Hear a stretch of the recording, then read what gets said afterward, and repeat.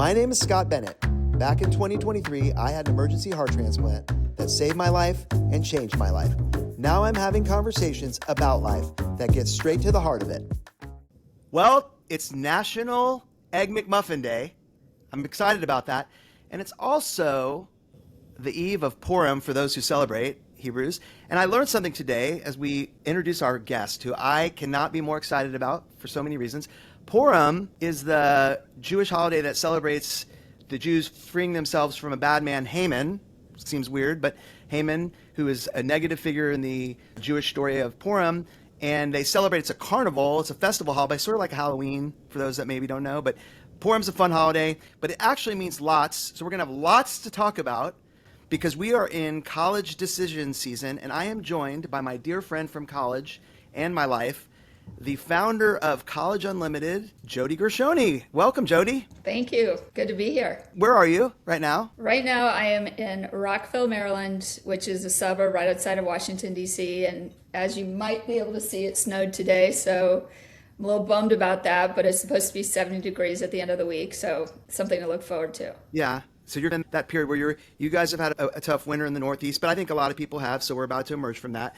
And I have a list of things to talk about. We talk a lot, but I think when I thought about this time of year, fortunately, I think you and I you still have some kids in college. I have paid my last tuition payment already, so I am celebrating that. But there are so many out there, Jodi, who are in that college decision season. So we're going to get to that in a minute. But I first want to just talk about our friendship, because the podcast is about Heart of It. And if anybody knows about my heart, both my old heart and my new heart, it would be you. You've had a lot to do with my heart, teaching me about my heart. But just want to hear about your version of how you think we became friends. And then I want to tell mine. Okay, I don't know if it's the same version, but I'll never forget the day I met you, which is when I transferred to the University of Texas from Tulane University. And when I arrived, I didn't know anyone, but I enrolled and I was to move into a sorority house where, again, I didn't know anybody. So I'm in the parking lot with my mom after we just drove 13 hours from Omaha, Nebraska, where I'm from. And all of a sudden, and I'm nervous, I was like, should I get out of the car? It was a long drive of silence. And all of a sudden I get this knock on the window, and it was this kid, Scott Bennett, who was like, I know your brother. So my older brother went to Texas, and for those of you who don't know, Scott and him were in the same fraternity, and so he knew I was coming, and he was there to look out for me. So that is my first impression. I heard you were coming to college. I heard this older guy who was like a senior when I was a freshman in college and said, listen, I guess I'm that character. And we were in the same fraternity. He knew I was this outgoing person. I like to think I'm inclusive. And he said, I have this girl and a few of his friends who I knew, and they're like, not only does he have a sister, but she's really pretty. I thought it would help my social stature, but it turned out that yes, you are very pretty and beautiful, both on the inside and out, but it turned out to be one of the very special friendships of my life. We have made a lot of life decisions. You've been there at the best and the worst, and definitely it was exciting. And you mentioned that you're from Omaha, and I thought we should pick up there, because Omaha is not one of those cities that gets a lot of press. But talk about your growing up in Omaha, your perspective on Omaha then, and what Omaha is now for maybe those that don't know.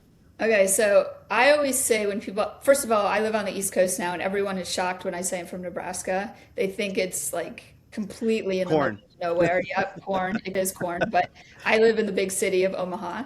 And I always tell people it's like a well-kept secret, because there's literally everything you want there. There's entertainment, there's food, there's culture, there's all sorts of things, but in a community that's really kind of family and nurturing. And it's a great place to grow up, great place to raise your kids.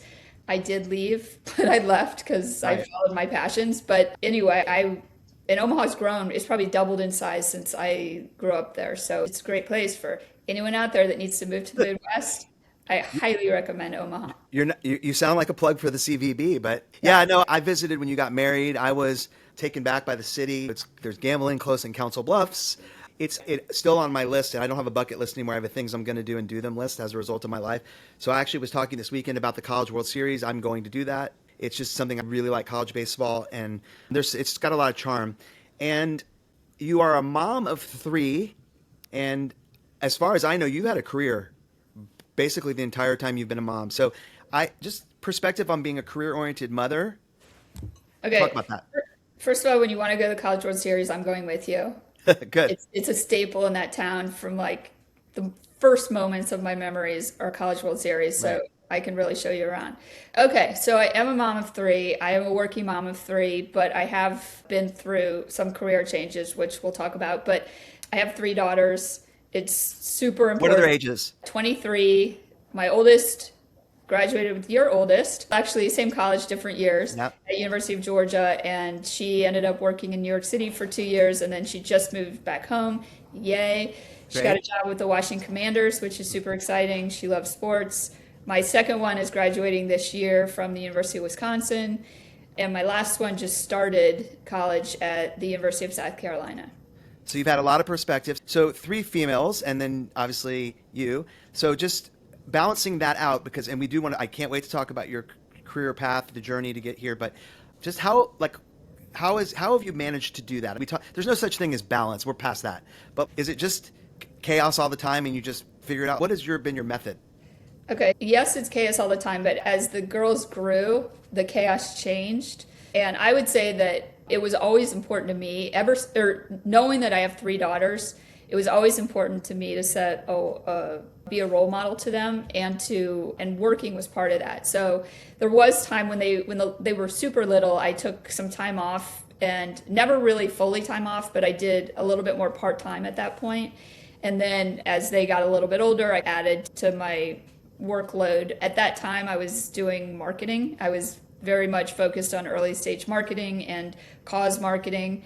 And then as they got older, I was seeing change in the world, and I was seeing change in the importance of kids and how they think and what's Right. important and what their futures are and all that. And so someone introduced me I actually thought about doing a career change, and I wanted to be a school guidance counselor. And so I met with a million guidance counselors, and pretty much everyone said, you're too old and it would take too long to Right. get to where you really want to be.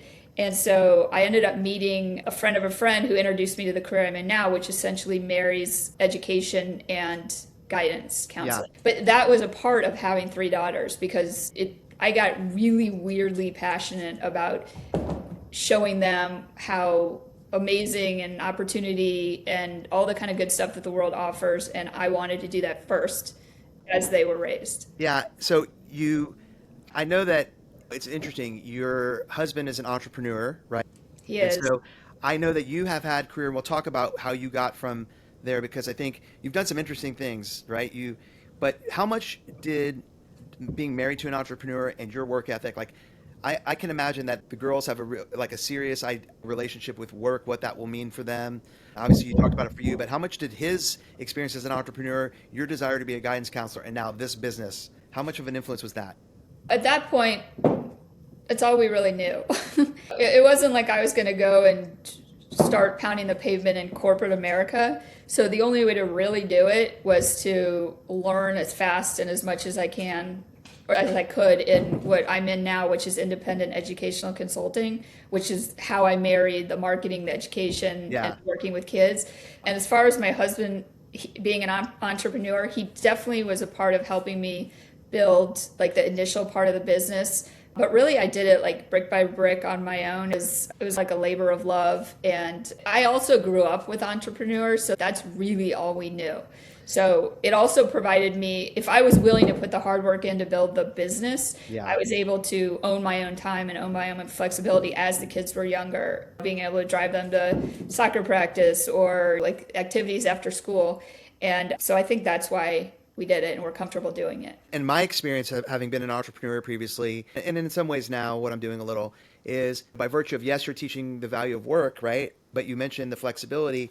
The kids have to become a little more independent. I think this naturally happens because they know, you might be taking a call from the car, mom is working, and they gotta lean in on that. It's almost rather than convincing them, it just has to be, and they get that. And I know that because I watched you during that period, and I think to have known you all these years, if you're passionate about something, you're passionate about it. Which leads me to when we graduated college, so many of our friends wanted to go work in politics. It was a big thing in our time. I had applied to law school and I ended up not going. I knew you had this desire to go to DC and I believe work for John Kerry. Bob Kerry. I always want to say Ron John Kerry. Kerry. Ron Kerry, right. But a Kerry nonetheless. Not Yeah. a Kennedy, but a Kerry. Yeah. But you had a relationship and you went there and I got to come visit you there too, which is fun. But you thought you wanted to go into politics, right? You were so passionate about that. So Yep. talk about a little about that time in your life, what that was, how you graduated from wanting that to out of that. Okay, so as you can probably start hearing, I'm a very passionate person. And yes, I was very into politics my whole life. I was the kid who would campaign for the local congressman during my free time in middle school. I did all that kind of work as I grew up. And so I don't know if you know this, Scott, but I was on student council at the University of Texas. I was. Little Yes, known fact, I was on student council in eighth grade. okay. I was on student council. I ran for office at the University of Texas. I remember You were on holding, like the student body, like with the student prep, like with Howard yes, Nurkin, right? yes, Okay, I exactly. do remember. I Yeah, don't know if I called that student. Would we call that student government? I guess it government. was. Same Yeah. thing. Okay. Fair. I did. So I I was remember. always into different issues. And Yeah. during the summers of college, two of the summers I came to DC to work. And so Yeah. I worked for congressmen, I worked for associations. I was really into it back then. And so when I was graduating, like most people, they don't know what they want to do with their lives. So I thought maybe I would go out to DC, work for a couple years, and then figure it out. I thought maybe I Right. would go to law school or go into politics or something. And so I did. I packed up, moved to DC, worked for Bob Kerrey on the Hill, and got lots of great experience. And I can tell you how I got out of that if that's what you're looking for. Obviously, I want to talk about the learning from all three of Okay. these things, right? Because you've learned something. You mentioned it at the onset, like how you applied.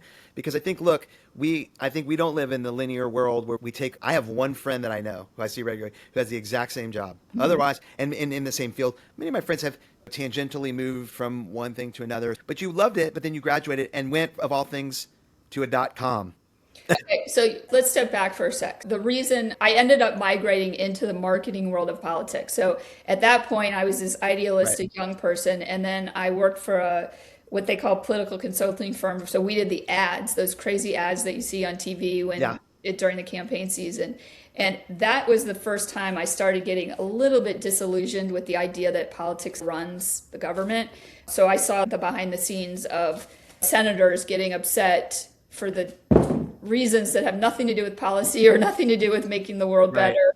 And so baby steps started getting me a little bit out of that. And then I'm also the type of person that like takes opportunity. And the .com world, I don't know the age of your listeners, but there used to be a world where there weren't .coms. And so we had an area where they were building some .coms, and one of them, it was called varsitybooks.com, and they essentially were the first online textbook company. So I read about them. I read about them in the Washington Post. I was 25 at the time. I wrote them a letter saying, amazing idea, wish you were around when I was in college.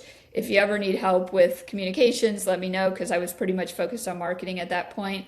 And I swear I got a call like 3 days later from one of their board members that said, these guys have a great idea. They just landed their first round of funding, but they have no idea how to communicate it. And they offered me a job. And I said, I thought you were going to be a multimillionaire at that time. I used to say to you, I used to be like, talk to you on the phone. And I think when I visited you, you were there. And like, that was extremely innovative to take a broken textbook industry. And I'm like, I could see how this was because we would all sell back our textbooks. We know that to get beer money, right? We would love that. I'm like, oh, this is going to disrupt it. But then now, I mean, they don't even get textbooks a lot of times. It's like funny. So it might have been successful for a while, but the window was shrinking. But you were definitely that person, passionate. So my question, I've had the good fortune of hearing your perspective. You pour yourself into everything you do, but what's been the biggest learning curve from each of those experiences as a mom to like now you're building this really, because we're going to get into what you're doing now since it is college decision season and fascinated by that. But what's been the biggest learning from all of that? I think the biggest learning, and I think I take a lot of my experiences with my clients or my students, because I think the word experience is the key. And I think life is a process of experiences, and that is great. And so when I work with students now, I teach them how to start valuing experience. So when they start in ninth grade, as simple as joining a club, not just do that because they think they're supposed to join a club, but rather just experience things, experience life, because inevitably they're going to like something and they're not going to like something. And when they do find what they like, then maybe the next year they can take the second level of that experience and look for a project within it or a role within it. And so I think patterning my life, it took a bunch of experiences to find who I really am and what I really like to do. And I also think it's life and stage and age, and the idea of bringing that to my students, I think, is invaluable. Yeah, I think that is such wonderful advice for your, but both what your reflection on how you got to this spot, but also I think sometimes going through those things, movement is what I say, inertia or the lack thereof can be both positive or negative, but you got to get moving, going, trying things, and not be afraid. I found the greatest opportunities have come through trying things. I liken it. I told a friend today, it's like trying on shoes, right? You got to try on shoes. Some will fit, some won't. And you won't even know some that you'll try on and they eventually hurt. But you got to know that, right? And you got to do that. So I think it's wonderful, a wonderful reflection. So you talked about earlier, and as we look back, you said you met me because you came from Tulane, which I remember, to the University of Texas. I'm wondering, you transferred from Tulane to Texas. Did you choose the wrong college initially? Why? What was the reason for the move? And did that move have any motivation now to this, what's become, what you do? I don't know on this podcast if I could tell you why I went to Tulane in the first place, but I did. I made a choice to go You to following a boy? what? Did you No, follow a boy? it wasn't that. It might have been a little bit of partying when I visited. Okay, that's fine. You enjoyed this. You enjoyed that for the wrong reasons. I did, and I remember I'm from Omaha, Nebraska, I and my got it. parents sent me to New Orleans as a 17-year-old, and it was fun. And Yeah. I'll never forget it. I came home, and that week I found out I had an academic scholarship at Tulane, and I was like, this is a sign I'm going. Like, literally sign me up. And then when I went there, it wasn't a bad school at all. And I actually probably, like, with hindsight, would have, like, academically, it was probably a better fit based on the fact that it was a smaller school than the University of Texas. But it was just socially different, and it's not really what I wanted for 4 years. I wanted that, like, big state school Right. experience. And so you've seen on all aspects of my life, when I make a decision, I just go for it. And I literally called two schools, got the applications, Yeah. applied, and then made my decision to leave. It's not easy to do that, but No. it is part of why I really enjoy what I do, because there's so much opportunity out there, and it's about understanding who you are and understanding what that institution can offer you, and then making the fit. So I always use that as example, and I also love working with transfer students, because essentially they learn a lot about themselves during that first year, and then if they decide they do want to transfer, they're like 10 years more mature when they go into the next decision. And you mentioned also that you've had three daughters now go through the experience. How much before? Because as I recall, you started this before any of your kids. So your idea about how doing this right had gone to college. Now you've had three go through the process. How much has that changed both your perspective on how you guide, and or you've matured in your own business, and now as a mom, you've had to balance the idea of a mom, kids, and I know we've talked a little bit about that, and then you do this professionally. So just reflect on that. So this is, believe it or not, it really hasn't changed that much. And I'll tell you why, because the idea of a good fit school has never changed. Like, even when we were going through this, it should never have been about the name of the school or the No. rankings of the school. It was No. about fit.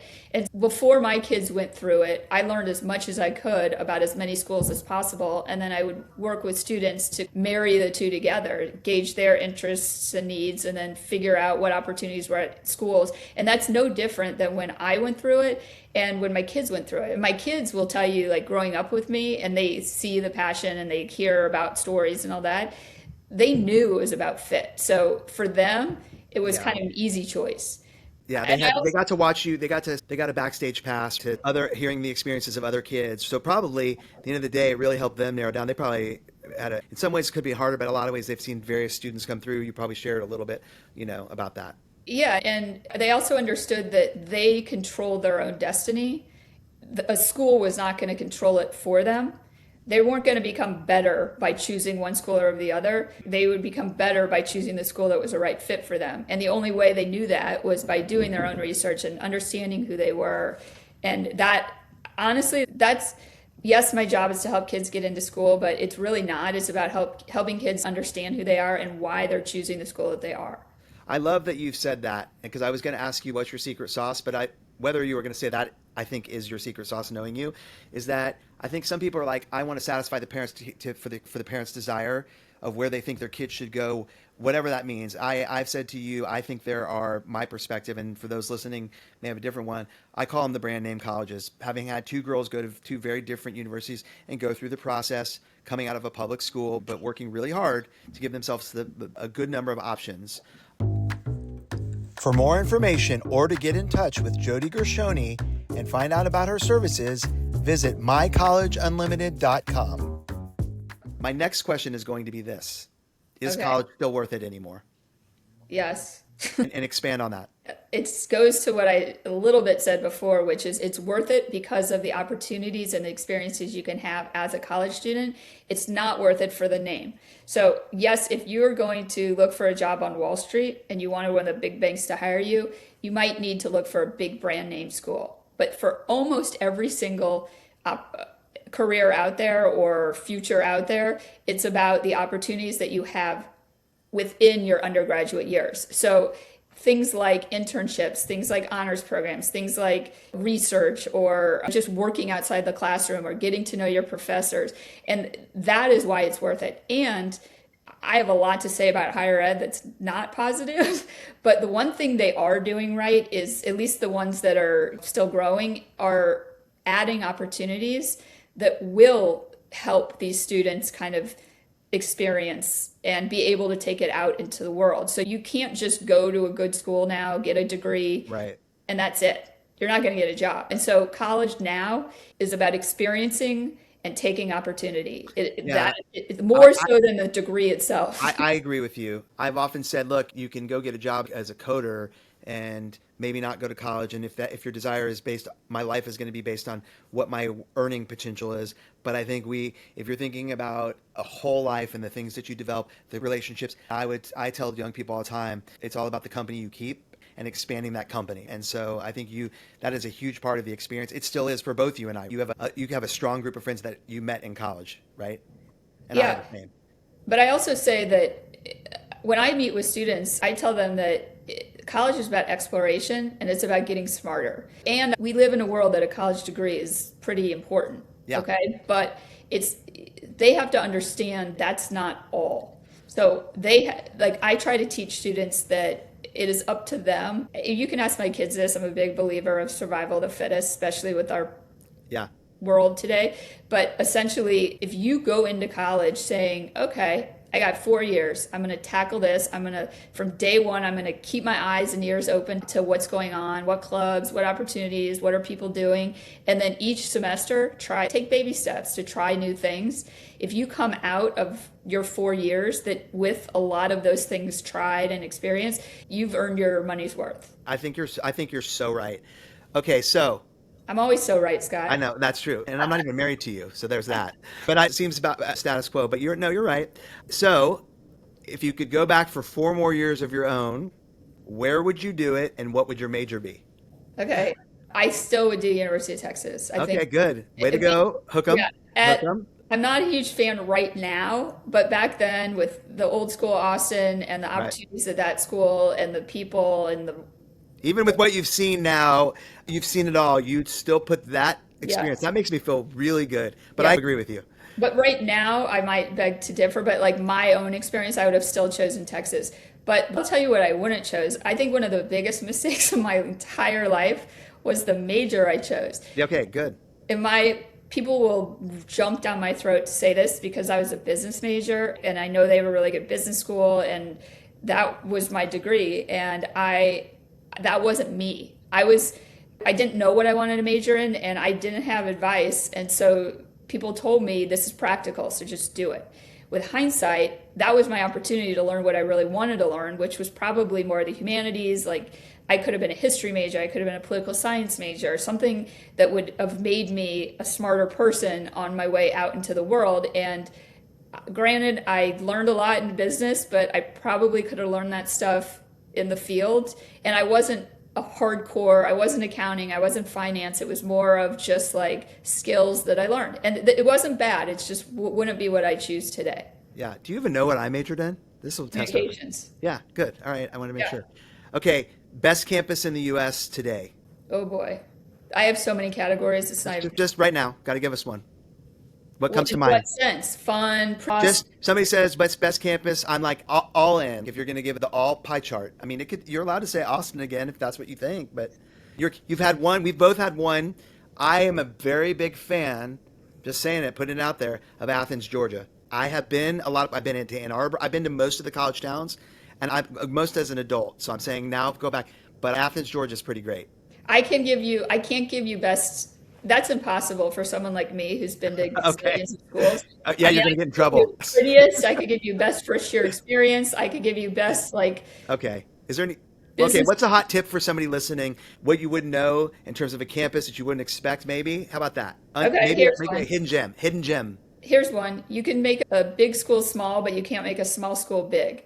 So essentially, a lot of people are gravitating to big flagship universities because of what I'm saying. It allows you to explore, allows all this opportunity, and you can find your little niche Right. within the school.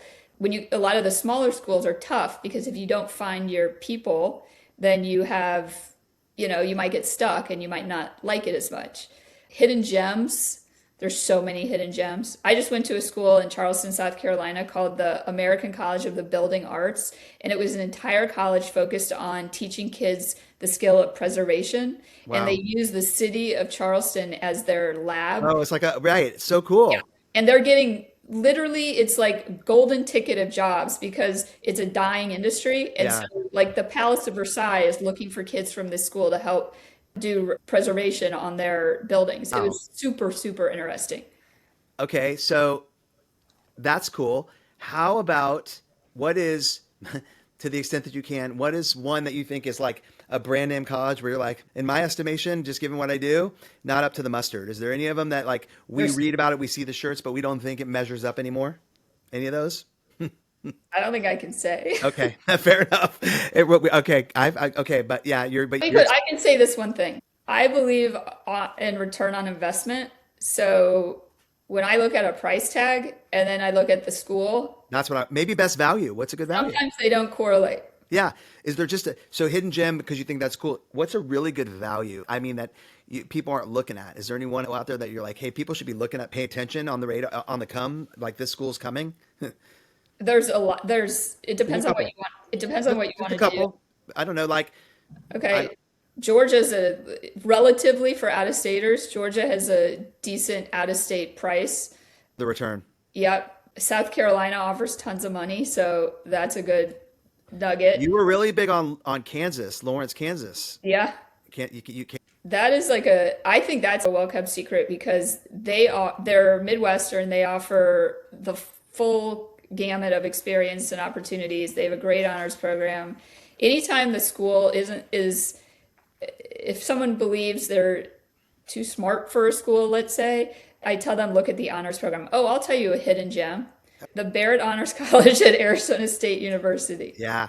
Like you will get so much value out of that honors college and you will not go into debt and you will get the same job opportunities as someone coming out of the Ivy League. Wow.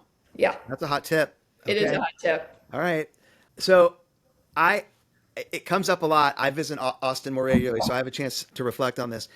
What late night college food do you still think about? Is there one that like you it comes up, you're just like, wow, I ate a lot of it and or miss it that you Okay, so here's a Scott Bennett tip. My food experiences in college were with you. that we did good. We Yeah, did good, didn't we? that really good sandwich with the really good bread. Yeah, we like that was the lunch visit. But that was Okay. when we maybe And there wasn't right okay, late fine. night. And then brunches, where's that? The breakfast burritos, Yeah, amazing. yeah. Late night food, I think the pizza slices on 6th Street, like when you're totally done with going out and you want to go home, but you get that Right. one last pizza Yeah. slice. Yeah. That pizza place, by the way, in Austin, and I think every campus, I can tell you, like when we were buying that, because I didn't get to looking so handsome by only having one slice. It was the two that really did it for me, and so I know what the value was, and I also made sure I had enough money at the end of the night, like that was For gonna that right slice. for those slices. And those slices, this is today's real inflation report from your economist, me, that those slices that used to be like $1.99 for us in college are like $8.99 now a slice. Really? Yeah, same place. That place in Austin became like a thing. It's called Rapolos, and Okay. they were like a window, and now they have Yeah. like all over, right? So I always love that. And my reason for asking is, don't we think the college food? There's something about food on the college. It's not better than what we have in our cities, but because it's at a college, it reminds Well, me of that. there's reasons that food is Agreed. I attractive. agreed. I agreed. Alcohol consumption. We're allowed to Yeah. talk about that on this Yeah. podcast. Okay, so I haven't asked you about this in a while, but I think we're both like-minded on this. What, if any, mission-driven stuff are you working on right now? What's important to you in the world? Are you spending hours or money to support? Okay.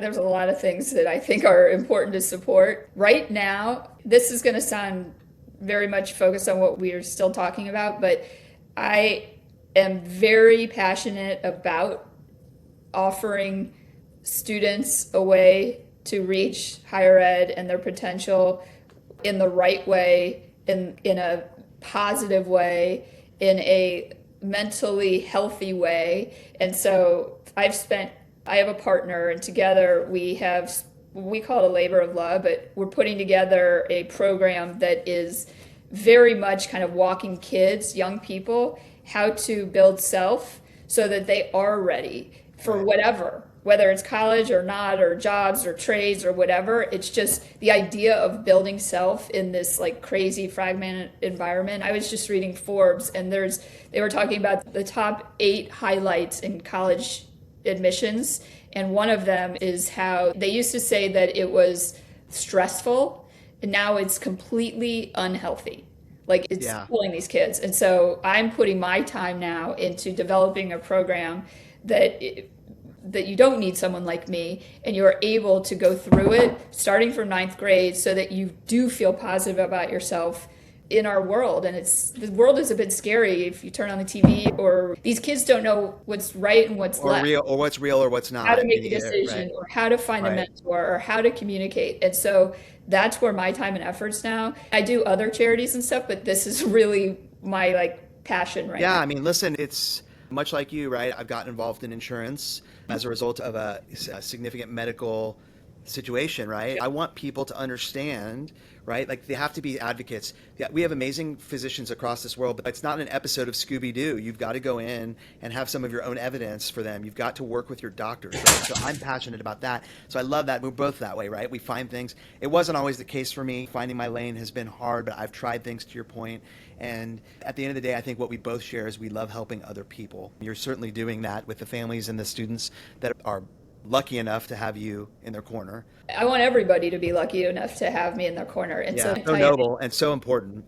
So how could somebody support that with you? Just in case somebody hears this or thinks it agrees, I never know who might see well, this. we're almost launching it. We're actually giving it to a high school in Texas, small town in Texas. It's like a fun kind of Well, educationally. you've got a pilot going, it sounds like. So Yes. you're I don't so know how to answer your question yet because we haven't figured but they out. can reach out to you, Yeah, of obviously. Okay, course. well, and I'm going to give you a chance in a minute to tell people how to find you, so that way they can, and then we'll.